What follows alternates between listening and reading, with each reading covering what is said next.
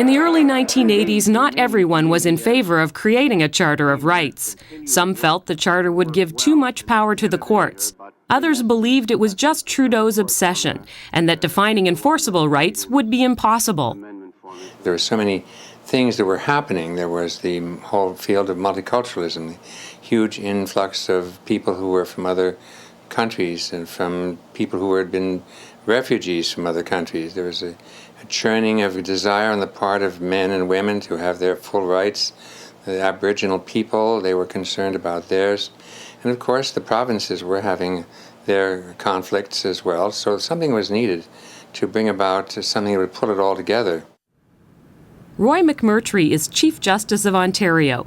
In the early 1980s, he served as Attorney General for the province and witnessed the charter debate firsthand. It's a very complex issue because there were a number of premiers who believed in parliamentary supremacy, and their belief was grounded in principles. It was a very principled opposition to a Charter of Rights, entrenched Charter of Rights, because they sincerely believed that parliaments and legislatures could better protect the rights of the individuals than the courts. I think it was a dream of Mr. Trudeau to create a just society where the rights of the majority could not be used to trample the rights of the minority.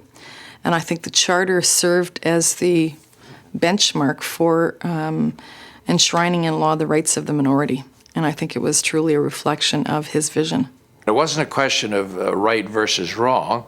It was just a question of how best can we protect and respect the rights of individual Canadians. During a series of conferences in 1980 and 1981, Canada's leaders met and debated the Constitution and the Charter of Rights. At the time, much of Quebec wanted to separate from Canada. The province's leader, René Lévesque, resisted supporting the national agenda. Like Lévesque, most of the premiers were against Trudeau. They felt the voice of Canadians could be best heard at the provincial level. So there was a situation of a sense of alienation amongst provinces, and so that was a further complication of the country. And then, of course, there was the whole matter of civil rights and the question of relationships of the handicapped, of the relationships of women and their rights. Well, there were quite a few uncomfortable moments because Pierre Trudeau, a great man that he was, he did motivate very strong feelings, either for or against his positions. Trudeau had the mind, the intelligence, the determination right from the start to drive to bring about a change, to entrench the Charter of Rights and Freedoms in a constitution that was Canadian. I remember Jean Chrétien saying to me when we were talking about it before the last meeting about persuading Mr. Trudeau to be less argumentative. Jean said to me, he said, well, DeBoss, he said, he sure won a lot of arguments. But then there was a pause. He said, but, you know, he sometimes loses the war. But Trudeau did know how to play his cards. Betting many of the premiers would be against a national referendum, Trudeau called Lévesque's bluff. To me, the critical moment was when Mr. Trudeau was getting a little fed up with the whole process, said to me, said to all of us, well, maybe we'll just, with that famous shrug of his, we'll let the Canadian people decide. Trudeau's proposed national referendum would determine the future of the Charter and an amending formula for the Constitution. Quebec was in favor of this approach, but the rest of the provinces disagreed. The result was a late-night dinner meeting with Trudeau and the premiers, a meeting without René Lévesque. During the long night that ensued, we reached an agreement, but I regret to this day that Quebec was excluded. Without Quebec's support, Prime Minister Trudeau and the remaining provincial premiers moved forward to patriate the Constitution and give birth to Canada's Charter of Rights and Freedoms.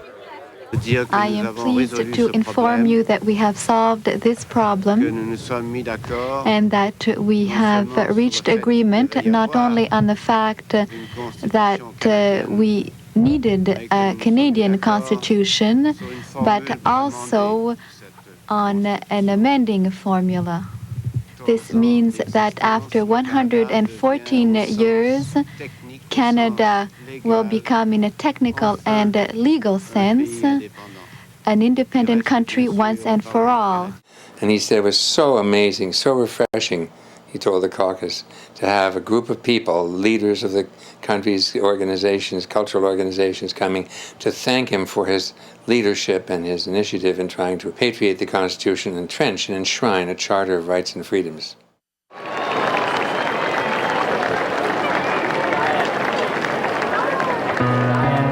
On April 17th, 1982, the Queen attended and proclaimed the new Canadian Constitution on the steps of Parliament Hill on that date. And as a result, the legal and political landscape of Canada changed quite dramatically. We now have a charter which defines the kind of country in which we wish to live and guarantees the basic rights and freedoms which each of us shall enjoy as a citizen of Canada. It's true that our will to live together has sometimes appeared to be in deep hibernation, but it is there nevertheless, alive and tenacious, in the hearts of Canadians of every province and territory.